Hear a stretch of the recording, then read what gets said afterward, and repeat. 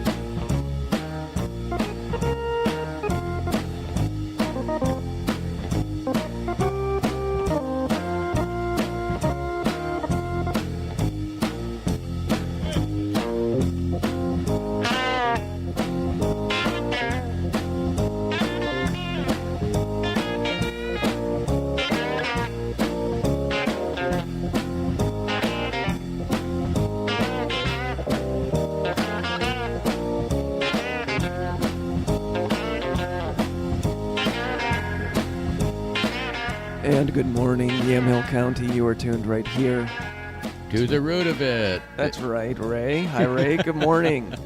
Good morning. Good morning, Yamhill County. We get the extended intro because, wow, it was a long night last night, wasn't it? Oh, my gracious, yes. Celebrating July the 5th this morning. And we're here to celebrate, by golly willikers. I know. Yeah, late night last night out on the farm. Did you get fireworks out there? We saw fireworks, and I saw fireworks off in the distance that were probably about 30 or 40 miles away. I don't know south of Amity what is that way, but that's the closest thing to a large display I saw. Rick Rial. That's what I thought. Yeah, that's probably down at the fairgrounds.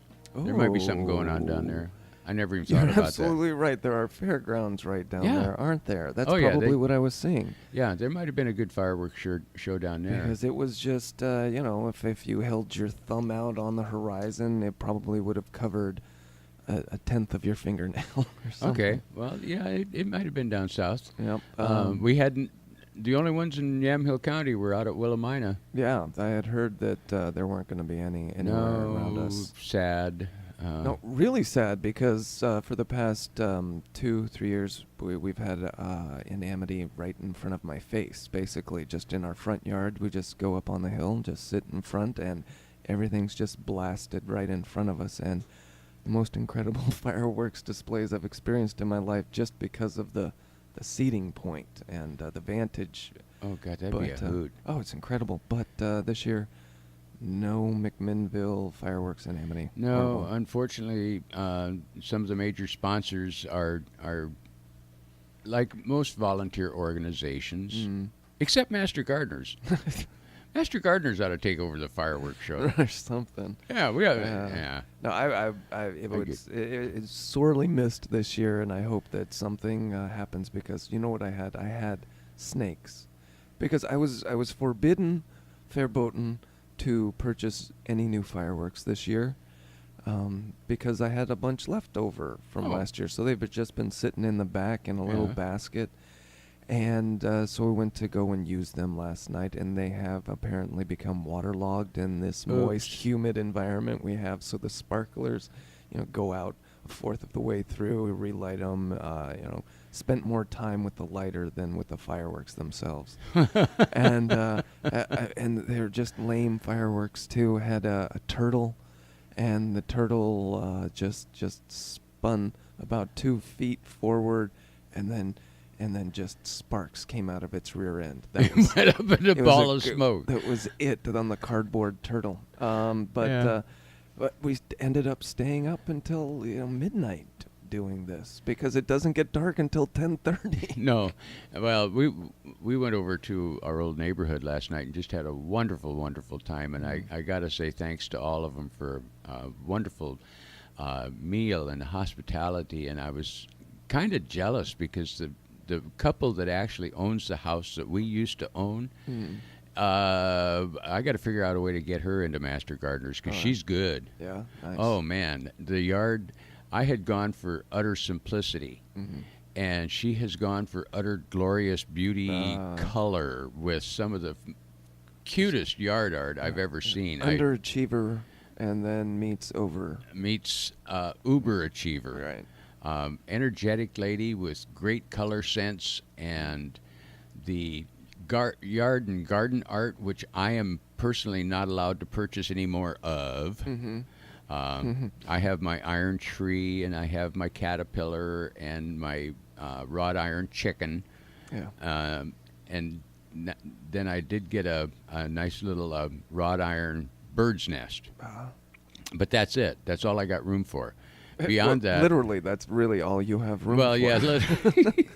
Oh no, I could hang stuff everywhere, but I stay away from garage sale sections that have things that could hang. I need to stay away from the pharmacy garden section because apparently when we went in there recently, that's 75% off, and I have ended up with these just tchotchke, almost plastic-looking little, almost garden gnome-esque kind of frog things that I'm going to put somewhere in the garden. But and you're talking about like actual garden art where you have artisan quality.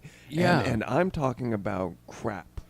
I'm talking wrought iron, glass infused, and stepping stones in mosaics. Right. Really cool looking stepping stones. That actually have pattern to them and color and are matched up to the colors of the plants next to them. Yeah. That kind of stuff. Nice stuff. Yeah, stuff really that, nice stuff. stuff. That I'm not getting yet because I've got to go through my stuffed animal toy crappy phase or something like that. Yeah. I don't know. Well, yeah. 75% off of these things. They just became so inviting and so enticing that I might as well have pink flamingos. Oh no! Well, I do have my Oregon duck garden gnome underneath the hosta. There you go. That's my kitsch. Yes, exactly. But no, this lady had just gorgeous stuff. Nice. It's really, really cool to see somebody do something wonderful with something that you already thought was wonderful, and they do it wonderful. Or right, exactly. That's what you aspire for. Oh yeah. Or what comes after you should be better, right? She had an 8-foot square raised bed that, honest to goodness, could probably feed a family of 4. I get jealous of these gardens as I'm driving by right now, and it's almost like cabbage is full. The beans are all the way up the 10-foot poles. It's just incredible. That's my other neighbor. He's got a garden that looks like it's right out of the back of Sunset Magazine.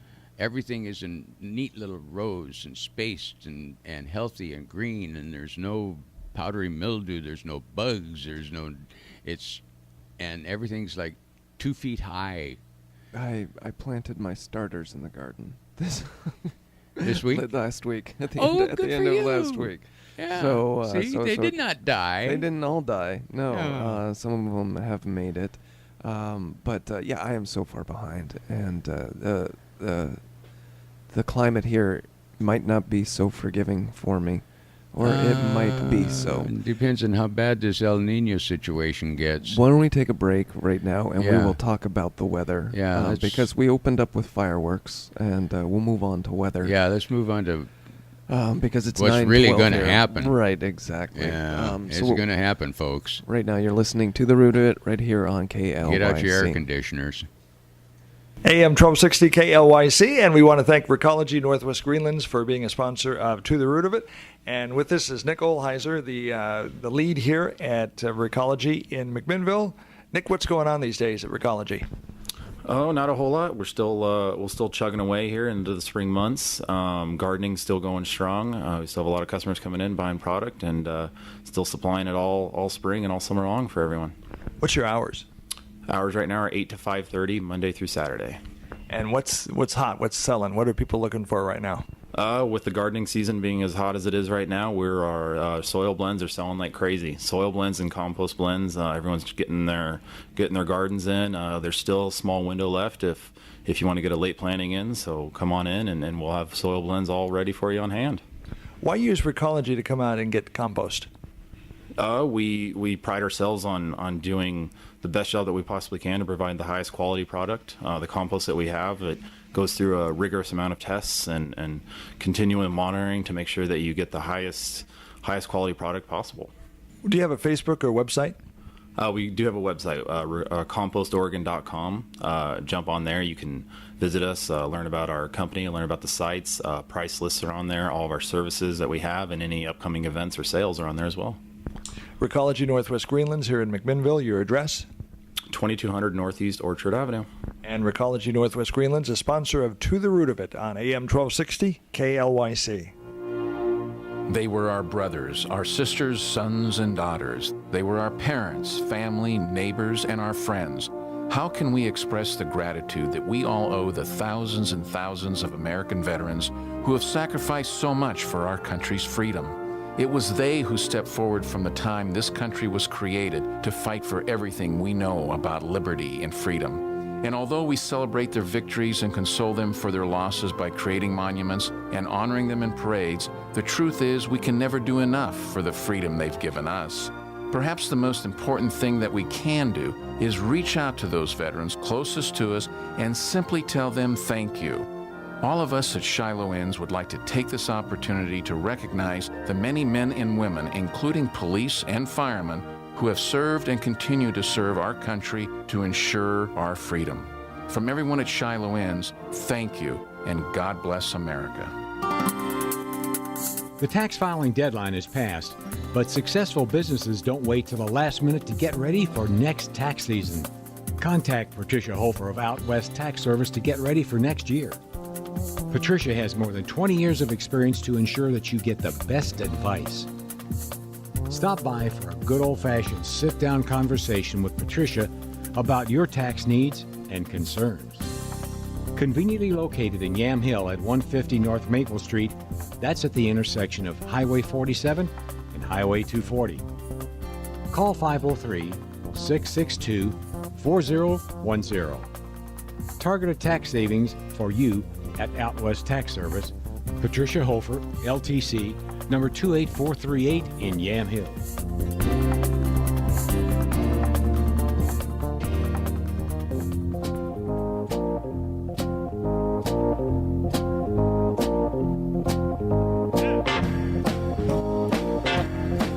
And welcome back.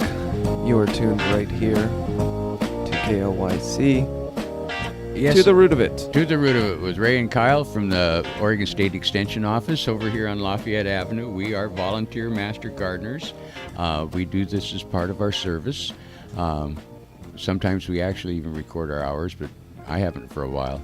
I'm going to be in trouble. Why Are is you? that? I have to be yelled at to do things. Oh, and you know I'm who's the going worst to yell kind at of. you. I'm the worst kind of volunteer. I have to be told what to do millions of times. Oh, Heather will be after you with a pitchfork, boy. Okay. Yeah. Okay, so we have weather. Yeah. Because it is out there and it is. It's hot. Yep, it's going to be gorgeous. It's not excessively hot.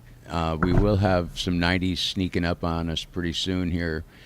So, folks, make sure you do your morning watering if you can get away with it, or evening. Try real hard not to water during the middle of the day. Try to avoid that. You know, and that's what I end up doing. Because in the morning I have a child that just it messes with time and space. So I don't get around to it until about 11 o'clock. And each time I'm doing it, which is every time I have to do it, I'm thinking to myself, well, gosh, this is the worst time of the day to be watering. Well, golly, why are you doing this? Well, surprisingly enough, did you get that email I sent you about apps? Oh, no. What? Oh, okay. Well, I know you're fond of electronic things. I do. And there's an article in the New York Times Sunday edition last weekend that somebody cut out and saved for me. Mm-hmm. and it's about garden apps for your cell phone. Yes. Every once in a while, I peruse the app stores of both the Google and the Apple. Yeah. And just to see what's out there. And there haven't really been anything that has caught my eye. However, it's hard to get any search done in those apps stores. It's really difficult. This one is actually going to be hitting the stores at Home Depot and Lowe's very soon, the apparatus. And you can download the app. And what it does, this guy developed a sensor which coordinates with your cell phone to give you nutrient and moisture conditions in your garden. I think I've heard of it. This was actually a Kickstarter program on the web, which is where they got initial funding for this. And so let me see if I get this right. You stick a sensor in the garden, in the plant, in where you want desired. Right. And it will transmit that data to you, and then it can also control water and other elements that you want, right? Yep. Well, it'll even send you a little message when it needs nitrogen. Yes, exactly. It has the apparatus, and the toys that go with this thing will soon be for sale. Mm-hmm. And the whole premise of it was to help developing nations increase their food production, because we're soon going to have like 9 billion people on the planet. A lot of soybeans, corn, wheat. That's a lot. Exactly. Well, these sensors right now are capable of transmitting data for a 250 square foot garden plot. Wow. Which, if you think about it, is big enough, like I bigger said, than my garden. well, it's big enough to feed a family of 4 to 6 right. pretty comfortably if it's well maintained, and this thing will actually works. Mm-hmm. And yes, and it saves water too, because the sensors tell you exactly when you need to water. You're not constantly guessing. And the sensor's solar powered, so it doesn't even. I mean, it's totally self-contained apparatus, and all you need is a cell phone. You don't need to have Wi-Fi or anything like that. Right, it's all Bluetooth. Yeah, exactly. And this just fascinated the daylights out of me. I could be sitting in the lazy boy, and my little phone would go off, and it'd say, "You need to go out and water your dahlias." Mm-hmm. And I'm going. And I would hit the snooze button. Yeah. Well, all I need is one more person reminding me of what I forgot to do today. Yeah. Yeah. No, the technology that's coming out for everything, for anything, just the constant ability to monitor everything is incredible, and to be able to control it from your smartphone, if you're smart enough to have a smartphone. Well, yeah, I'm restricted in my electronic toys. Yeah. So one of the things that I when I saw this Kickstarter program originally, I got to looking into it, and they actually have this product that has a ceramic probe essentially, and then it's filled with water, and that is actually hooked up to a line that's hooked up to your water. And whenever this clay ceramic sensor gets dry, it turns the water line on and fills up the plant. And then when the plant gets enough moisture, that ceramic clay apparatus sensor gets wet, and it closes the line. Yeah. So for me, when I saw that they have this technology with Bluetooth and wireless to be able to control your water and bloop, bloop, bloop, bloop, and like that, I'm like, well, yeah, that's neat, but they've got this clay pellet thing that can essentially do the same thing without Bluetooth, without the Wi-Fi. So there could probably be some melding of old technology and new technology. But like for you, it would be handy because you wouldn't have to worry about it. Oh my gosh, there's no such thing. For $29.95, you get somebody to water your garden. You know. Right, exactly.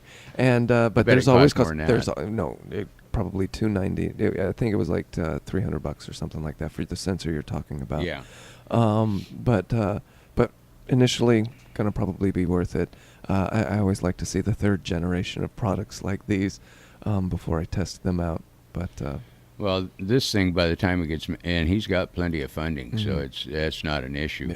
Yeah. It will be mass produced probably by next year. and the reason you need it is because of the hot weather and the hot weather that we're going to have. You say that it's not going to be 90, but 85 is pretty close to 90 to me. Well, we could sneak up to 90. So 85 today. Tomorrow we're looking at 87. Yeah, see, it's sneaking up on us. Sneaking. There's no sneaking. That's 86. I guess that is kind of sneaking, but it's hot nonetheless. And partly cloudy Tuesday. What is it? All right. Yeah. It's shade. Yeah, it's Still wear sunscreen. it's summer, and this is kind of what we whined about for, starting in November. Yes. Yeah, we sniveled big time. Yeah. No. Really mild. I had mentioned also because of this weather that we're having that my estimate of September 19th for the grape harvest, because it's a really big deal around here. I've had that essentially kind of confirmed with other people, vineyard managers, and it's within about a week of that, about the 26th, the 19th to 26th. Oh. Super early. Almost 80% of the grape harvest in Oregon takes place in a 7-day period, and so if all of that gets taken care of, all of that is done, it's almost like you get an extra month, especially with the way that harvest has been going for the vineyards. For the past 2 years, they haven't been getting out until the middle of November almost. Oh, So and this it's is always sketchy at the end, Yeah. whether or not they dodge the rain. And Right, exactly. Or the rain's coming. Yeah. But according to El Nino possibilities that you have, that you need to definitely talk about, because we're showing signs of El Nino coming up, and if that comes up, that means moisture down in California, Southern California, but that means dry for us, right? Right. According to NOAA, which is the National Oceanographic and Aerospace Agency, Yeah. which is really a cool website, NOAA.gov, for weather reports and all kinds of interesting stuff. But I think it's the National Oceanic Atmospheric National Oceanic. and Atmospheric. That's the And weather part. Yeah, okay. Anyway, they're saying that the sea temperatures off of Southern California are warming They're warming, way quick. which means that there's more moisture going into the air Yep. for Southern California. For Southern California. Middle of Mexico also. Yep, it's gonna suck the storm south, probably most of the winter too. Wow. But for us, it means really, really warm, northwest winds, pretty glorious Mediterranean atmosphere Dry. for us. Dry. Dry. Yeah, dry. And the reason that this is important is because that means more watering. Yep. Just more watering. So you need apparatuses that do the watering for you. Yeah, hence the whole watering Right. system. And really, do you want to water in the morning or the evening? And it's usually preferable in the morning, right? Right. If you start like just before sunrise, you can get adequate water on, and it has time to soak in. And then as the sun comes on, the leaves gradually dry out, which prevents or helps prevent disease and things to get a start, because the sun dries it out right The away. sun's drying it out, and Yeah. then whereas at night, you've got the molds that can play around more with that moist and Right. dark Then they've got, environment. because the ground is warm, Mhm. and so that actually helps promote Mhm. mold and disease growth when the ground is warm under the plants. Mhm. That's the bugaboo about, even though it's perfect for root construction, perfect for nutrient absorption by the plants, to have warm dirt at night. That's why you kind of wait to plant your warm weather crops a little bit later, because they need that 60-degree, Needs to be warmer. 60-degree ground temperature at root level. Well, it's here. Yeah. You notice the low temperatures there. None of them are really under 50. No, you're right. So it's going to be perfect. Your garden, if you water it properly, is going to just explode for you, folks. Explode. Yeah. And we'll get into bolting a little bit later because that's important. Yeah, that's when it exploded too far. too fast. You got 3-foot tall radish tops. Yeah, exactly. But anyway, let's take another little break. Sure. This is Ray and Kyle at To the Root of It from KLYC Radio in Yamhill County. We'll be right back. AM 1260 KLYC, Recology Northwest Greenlands in McMinnville, a sponsor of To the Root of It. With us is project lead Nick Olheiser. Nick, let's talk about Recology. Why should people come out and get their compost from Recology here in McMinnville? Well, simply because we pride ourselves on making the highest quality product we can. Our product goes through an insurmountable amount of tests to ensure that it has the highest quality in it can be. Organic matter is plentiful in the material, and it shows. Our customers come back and tell us time and time again that, hey, it's growing in anything and everything possible. What are people buying right now? What's in season? Currently right now, soil blends are a really hot ticket item. People are still trying to get their gardens in, and those late plantings are, we still have a mild window open here to get your garden back in. Bark dust sales are still really high. Our blower truck service is really popular right now, and people are loving it. And how do people find out about you?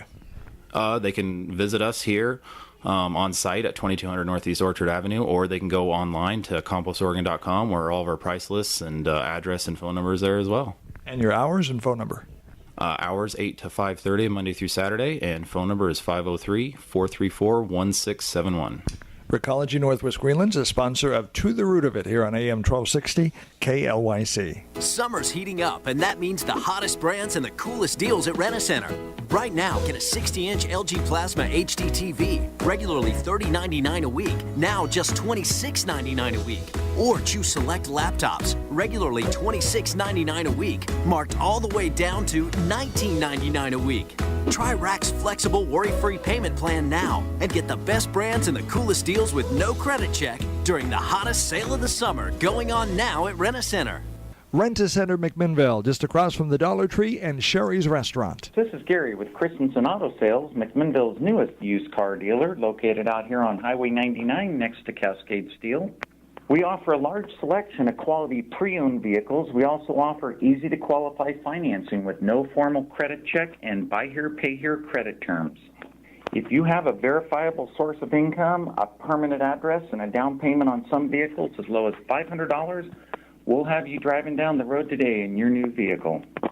So come down and see us at 3080 Northeast Highway 99, or check us out on the web at christensenautosales.net. That's CHRISTENSEN autosales.net, or call us at 503-687-2080.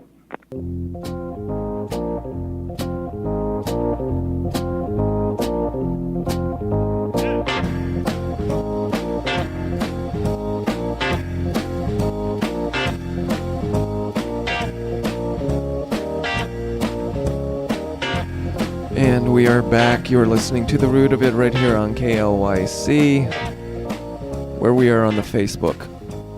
Yes, we are public. Did you know it was originally called the Facebook, and then they decided to just drop the and just call it Facebook. So now it's just facebook.com, which is where you can get us. Go ahead and search KLYC, and we are streaming there. Live, presently live. Yeah, cool. Yeah, just another technology movement forward for KLYC. You could get us at KLYC.us also. And if you want to catch any of the old programs, we've got 16 or 20 of them up on. We've got a year's worth of video up there. YouTube.com. Yeah, you go to YouTube.com, you search KLYC To the Root of It, and there we are. Yeah.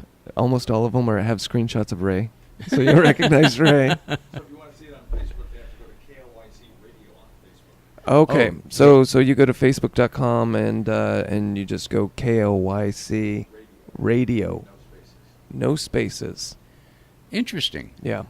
But Facebook's got that search page up there. You just type in KLYC. Hopefully, there's no other squatters up there. No. There are pretenders. Okay, so unless you see me streaming on there right now, you're not on KLYC. Okay. Yeah. So we were talking about the weather getting hot. Yep. And so we were actually going to need to explain to people what bolting is, because it's until you probably have seen it, it's really hard to explain what it is. Well, it can happen in just like 2 or 3 days, too. Bolting is when your cool weather crop suddenly decides that it's time to go to seed. And like lettuce shoots up a big flowering plant to make lettuce seed, or your radishes suddenly grow a 2-foot spire out of the top of them, and the leaves get like 1.5 feet long. And it's because these crops that you usually want for their leaves, or even their roots, they just all of a sudden say, oh, well, it's time to procreate, just hurry up, and I don't have time to get this big, large root that you want to eat in a carrot's case. I don't have this time to develop more than 4 leaves for your lettuce or something right, and like the that. radish quits swelling up and becoming a nice edible radish, and they get bitter. Yeah. Because The they're putting bitter all radish. bitter radish. Yeah, go figure. No worse person at a party, a bitter radish. Yeah, stick them suckers on the veggie plate. Right. Watch people turn funny colors. But yeah, the part that you actually want to eat, like in spinach and kales and lettuces and all your other leafy crops that you planted in the spring because you wanted nice fresh lettuce and things while it was cool, they suddenly just turn into shrubs. Right. And the leaves of the lettuce get bitter because they're producing seed. Mm-hmm. You want them when they're lush and young. Yeah, and you want them before that. Lush and sweet and, Yep. and tasty, and radishes get bitter, and carrots start to shrink actually because they're taking all the energy out of the root. Exactly, because it's a root. Yeah. Because it's a root crop. Things that don't generally bolt, like beets, they just kind of make leaves and sit Good there. for the beet. Yeah. Made to be bolt resistant. You know, and Oh, man. beans and things like that don't bolt. So to help your vegetables in the garden from premature bolting, which I don't know, that seems redundant, to prevent them from bolting, is select smaller plants when buying your vegetable transplants, because usually if something's longer and taller, it's already showing signs of doing that. Yeah, it's tough when you get big leggy things. They look tall. They want to get tall and leggier. They want to get taller and leggy. Yeah. Right. So part of it is if this happens to your garden this spring, which it will in some areas, usually by the time you're tired of eating fresh spinach anyway, but if you're lucky. No. Oh, I've lost so much lettuce last year to the bolting because I'm an idiot waterer, and that's my problem. And because lettuce is supposed to be watery, and if I let it dry out there, it gets brown and dries up. So I couldn't get the balance, strike the balance last year for that. And with all of this hot weather, bam, bolt. Yep. Yeah. And then you might as well just go ahead and pull it up and throw it on the mulch pile. Or you could go ahead and just reseed and wait your 12 to 14 days. Right. And get new fresh product. That's the easy way to take care of it. If it's bolted on you and becomes untasty, we'll call it untasty. Because it can look ugly. Yeah. And then it's just when you do water it, it's a waste of the water. Mm-hmm. And we're going to have to be careful with that. And that's a good point, because again, with me being an idiot waterer, is I would see this 3-foot stalk rise out of my lettuce, and I would still water. I would still be watering this thing.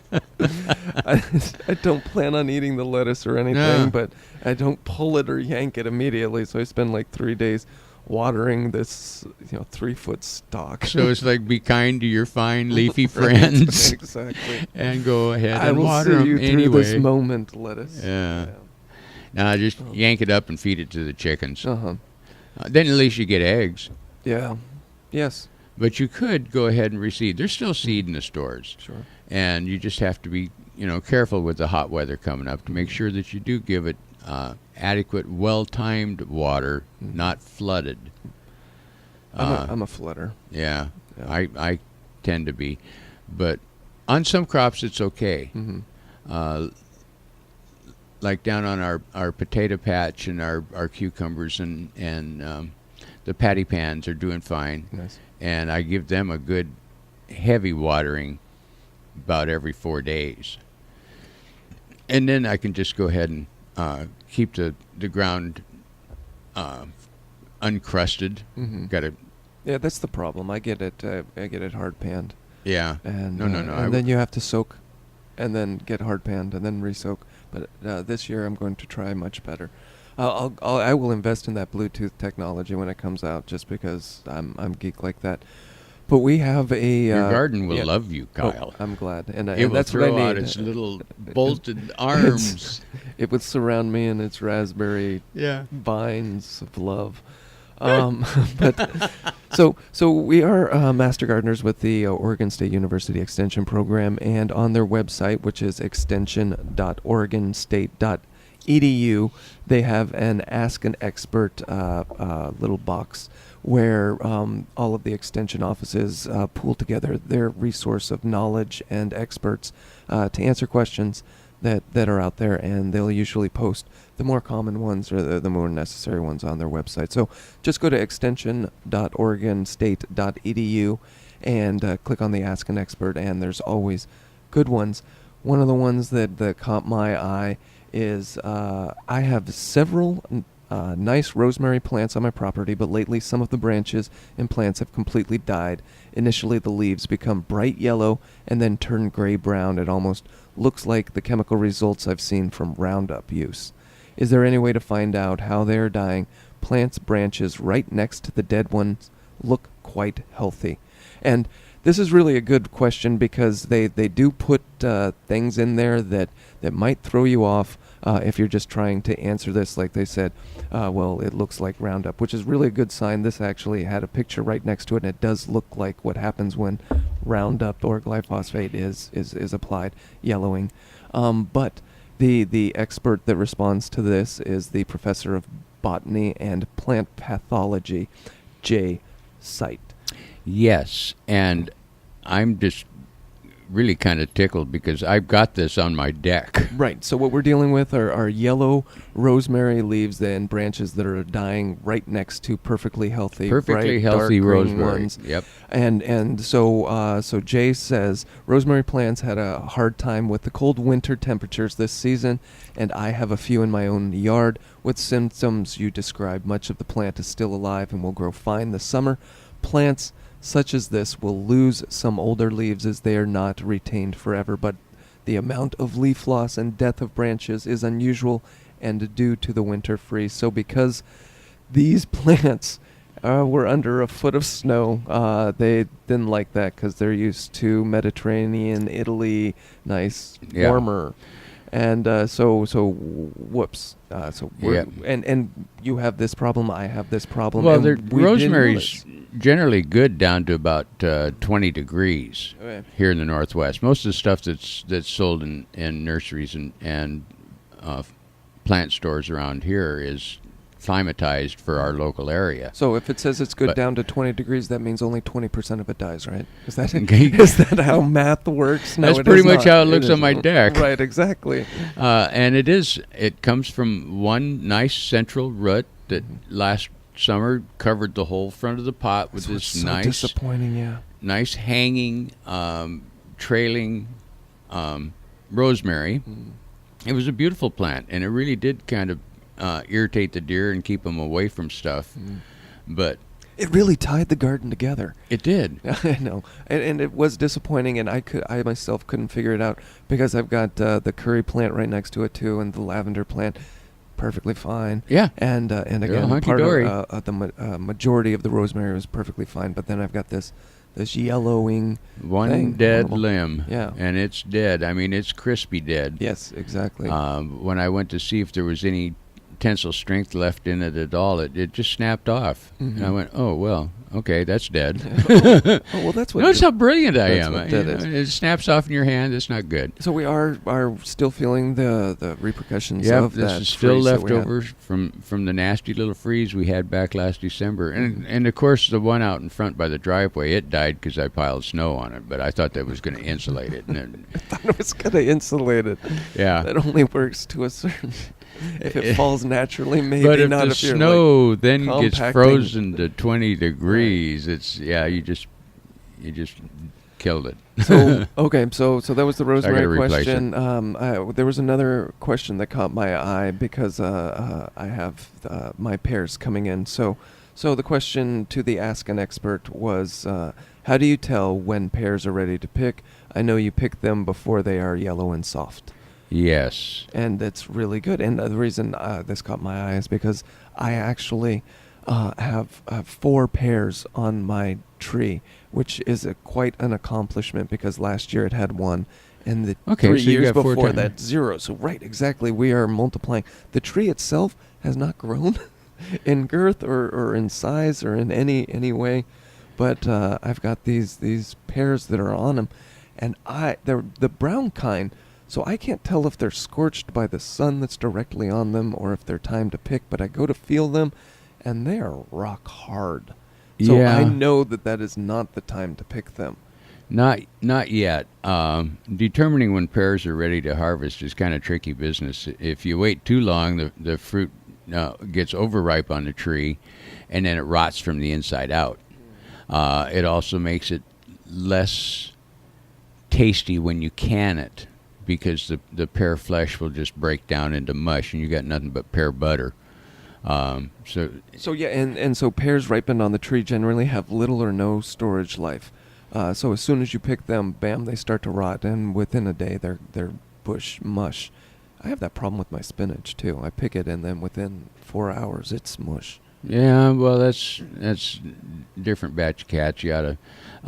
One thing you might try with your spinach is washing it off and then drying it between paper towels on the counter, and then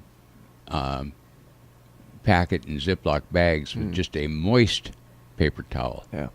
And it'll keep for quite a while that way, like up to a week. Yeah. And still be tasty and crisp. But pears. But back to pears. But pears, there are 6 steps. And Mary Corp, she's a extension agronomist. Agronomist.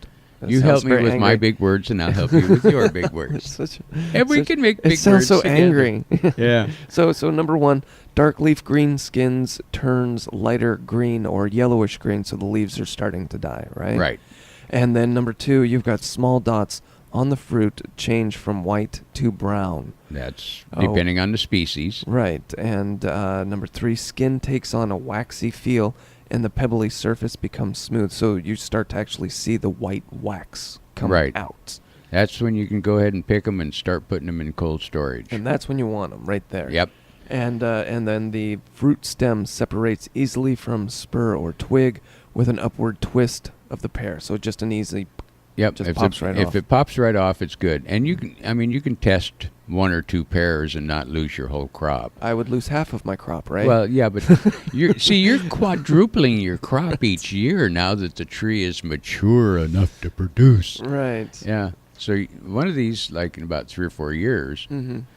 you'll be saying, "Hey, Ray, you want some pears?" Well, and you'll be bringing me buckets full of green pears. You know. If this tree produces like that, oh my gosh. But number 5, you do need to sacrifice one. The seeds have turned brown. Yep. So you've got to open up a pear to find that out. And then number 6, pears that have fallen to the ground are ripening. Yeah, on the ground. Right. They're yellow jacket food. Right. I that's my rule. If it's on the ground and I didn't see it fall to the ground, I'm not into it. No, well, a lot of things if you're into canning and things like that, you can still take the fruit that's on the ground and peel off the good part or slice off the good part and just throw the rest away. Yes, throw sure. it to the chickens. But you can tell if you think about it and follow these steps when it's time to pick the pears. Because if you leave them on the tree and they ripen on the tree, they're only good to eat when you pick them. They aren't going to store. They aren't going to sit on the counter and ripen up. Just not going to can them. Yeah, not really. Immediately. Yeah. Even if you get pears that are in the store, it doesn't hurt to put them in a brown paper bag on the counter for a couple of days to let the gases from the skin of the pear actually help ripen the pear. And that's for immediate consumption. Right. Once you get them in the refrigerator, they kind of stay at whatever level of ripening they were. They don't ripen that well. But if you let it ripen on the counter and then you put it in the refrigerator, then you have a nice cool pear 2 or 3 days later. Pears by Ray. Yeah, I'm a pear guy. I like pears. And so those were a couple questions that can be found extension.oregonstate.edu. Ask an expert. Yeah, you got to be careful when you're picking them though, because they do bruise easily. If you drop them, that's going to turn brown even faster than an apple will. But with your tips and your pear tips aside, you gave me a tip last week that I'm collecting my currants and my just berries, which is a gooseberry and a currant combined, but also raspberries. So we're berry collecting. We are hunter gatherers, essentially, and so we're getting the berries together. But you said to put them on a cookie sheet and single layered, stick them in the freezer, make them freeze that way, and then throw them in Ziploc bag. And then just throw them in a Ziploc. It was a godsend. It was the most incredible advice I could have received on the subject of berry collecting. You don't got to can them or mess with them at all. I don't have to can them right away, and that's the thing, is because that's the pressure that I often feel with collecting the berries, is if you're going to keep them, you've got to preserve them right there, you got to jam them, you've got to do it. But if you just throw them in the freezer, I can come back to it in 2 weeks and get to it. And the system works with strawberries, blackberries, boysenberries, marionberries, blueberries, gooseberries. Really, I had berry fruit. 2 large cookie sheets. Cleaned everything really nice, and stuck them on the cookie sheet. Yep. In the freezer for an hour. They were like marbles. Yep. It's perfectly separate, nothing sticking to each other. Nope. And just right in the Ziploc bag back in the freezer. And 3 months later, if you want a few blueberries or something like that in your pancakes, you can just reach in and grab a handful. Yep, incredible. You don't have to chisel them apart with a butter knife. Incredible system. Thank you. I appreciate that so much. Let's take a break right now. It's 9:50, and we are looking at it only getting hotter, but it is 68 degrees right now in McMinnville, part of Yamhill County. You're listening to The Root of It right here on KLYC. AM 1260 KLYC, Recology Northwest Greenlands in McMinnville is a sponsor of To the Root of It. With us right now is Nick Olheiser, project lead at Recology. They have a blower truck, and that's a good deal because they can bring the bark dust to you and blow it in. Right, Nick? Absolutely, yeah. We can do any kind of bark dust or compost or any kind of the chips that we have on site. Our crew will come out. They'll actually pull out a 300-foot hose. They can go as far as you need. We blow the product in. We clean up when we're done, and when we leave, it looks like we were never there except for fresh product down on your yard. That's my kind of bark dust. Yeah, absolutely. It's definitely the way to go. You can go ahead and sit inside and sip your coffee and watch us do all the work for you. There you go. Where's your location? What are your hours? How do people find out more about you? We're located in McMinnville off Lafayette Avenue on Orchard Avenue, 2200 Northeast Orchard. Phone number 503-434-1671. And you can also visit us online at compostoregon.com. Recology Northwest Greenlands, McMinnville. Again, your hours? 8 to 5:30, Monday through Saturday. Come on down and get some bark dust. And tell you what, use that blower truck. Good deal. Thanks, Nick. Thank you. Recology Northwest Greenlands is a sponsor of To the Root of It on AM 1260 KLYC. Golden Valley Brewery announces the summer release of their Carlton Kolsch beer. Now, Kolsch is their classic German-style light ale, traditionally brewed in the town of Cologne on the Rhine River.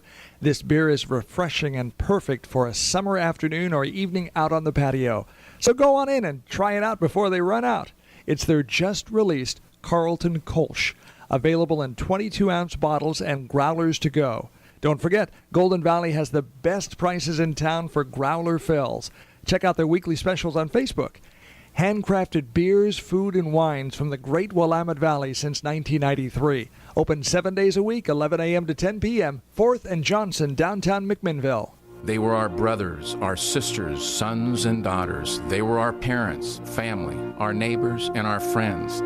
How can we express the gratitude that we all owe the thousands and thousands of American veterans who have sacrificed so much for our country's freedom? It was they who stepped forward from the time this country was created to fight for everything we know about liberty and freedom. And although we celebrate their victories and console them for their losses by creating monuments and honoring them in parades, the truth is we can never do enough for the freedom they've given us. Perhaps the most important thing we can do is reach out to those veterans closest to us and simply tell them, thank you. Thank you for all you've done for freedom. All of us at Shiloh Inns would like to take this opportunity to recognize the many men and women who have served and continue to serve our country so that we will always be free. Thank you, veterans, from everybody at Shiloh Inns.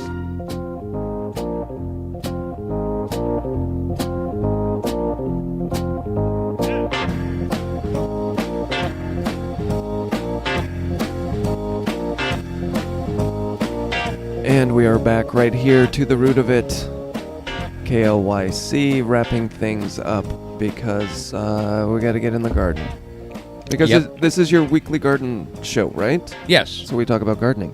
And you can send us in questions at ray@totherootofit.com and Kyle@totherootofit.com. Mm-hmm.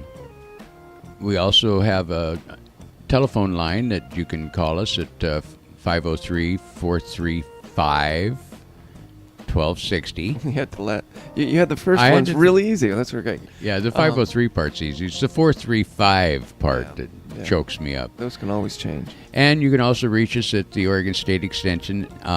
We'll get the message if you go to the Master Gardener website, and it's just mastergardenersingular.org, and there's a click there where you can email questions, and we'll get them. Yeah, we do get them. So there's lots of ways to contact us if you have questions. I'm not opposed to answering questions in the vegetable aisle at Safeway, for that matter. We do tend to do that, don't we? Yeah, I've been caught several times. Yeah. Yep. So I wanted to include some bee colony collapse information. Oh, this that's is been tragic going out there. This is sad. Well, it really is. We've been having some problems with the chemicals that are being used. It's big news, and they're killing thousands of bees at a time, tens of thousands of bees at a time, and in Oregon, so much so that the ODA has actually put a ban out on certain chemicals. But that aside, with the bee colony collapse, and if you're not familiar with the bee colony collapse, it's where bees are no longer.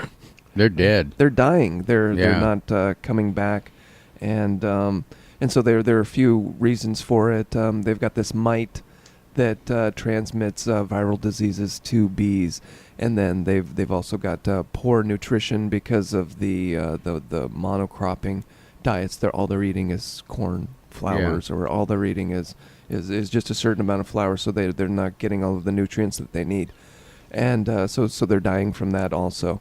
And then the fungus that's getting in on them too. Well, so there's like perfect storms of these things that are going on and causing probably one of the more important animals on this planet for reproducing plants and the whole eating thing going on with us. It's slowly going away, so much so that a study that was done recently. And this said that there was a 21% loss of bees over winter. Yearly. Yearly. Yes. Constantly going down like that. Constantly going down and this is just hell for beekeepers and honey producers. And the reason that 21% is such a significant number is because it's unsustainable. It's if this continues to go on at this rate, bees will no longer exist. Yeah, bees are the only thing that produce more bees. Right. You can't produce them in the lab. You can't propagate them. You can't do anything except let nature take its course. And Now, so a 10 to 15% decrease each winter in the colonies, that's acceptable. That's almost expected, and that's all right. But once you get up to that 20, 21%, then the exponential equations start to set in, and the unsustainability hits. So what we're finding out is if we don't solve this problem very quickly, we are going to have a whole bunch of people running around with paintbrushes and painting flowers. Q-tip pollination. Pollen. Right, exactly. That's going to suck. We're fortunate here in Yamhill County that we do have other pollinators. We have butterflies and dragonflies and lady beetles and numerous kinds of members of the bee family. There's carpenter bees and hoverflies and things like that do take care of pollination. But the honeybee itself it's been the brunt. It's carried the load for decades and decades. Because it serves the dual purpose. Because you have your beekeeper that needs the honey, and then you've got your farmer that needs the plants flowered, and so they work hand in hand. So that's been the mode of pollination, the preferred mode of pollination. But like you said, there are all of these small little other pollinators that might have been in the world also as well, if we wouldn't have just monocropped all of the fields. And so flowers and plants will still be able to go on without the bee. It's just to what For extent? example, it's a real problem for nut growers that have hundreds of thousands of acres of a particular nut, like the almond growers in California. They rely on bees for pollination because that's what does the trick for them. Yeah, they've got 900,000 acres of just that's bees having to transverse all of that, because you're not going to have the other flies going all the way up there on the top. Yeah, of the they tree, don't like almond flowers. They don't. And who does? Well, bees do. Right, apparently the bees do. Yeah, there's commercial beekeepers reported a 23.2% decline just last winter. And that's a serious kill-off. So, I don't know. Maybe it's time to start having a hive of bees in your backyard. Honeybees are responsible for pollinating $15 billion worth of crops. So just think about that. And when you don't have the honeybees, because it seems we're reaching tilting points of various at various points. And so there we are. There's your bees. There's your Armageddon for the day. Enjoy, go garden. It is now 10 o'clock, and To the Root of It is over. Yep. And you all just go out there and keep your tools sharp, because you're going to need to hoe weeds. They're going to water. They're going to grow just like the lettuce. They are. Okay. Enjoy your weekend. You're listening to KLYC 1260 AM.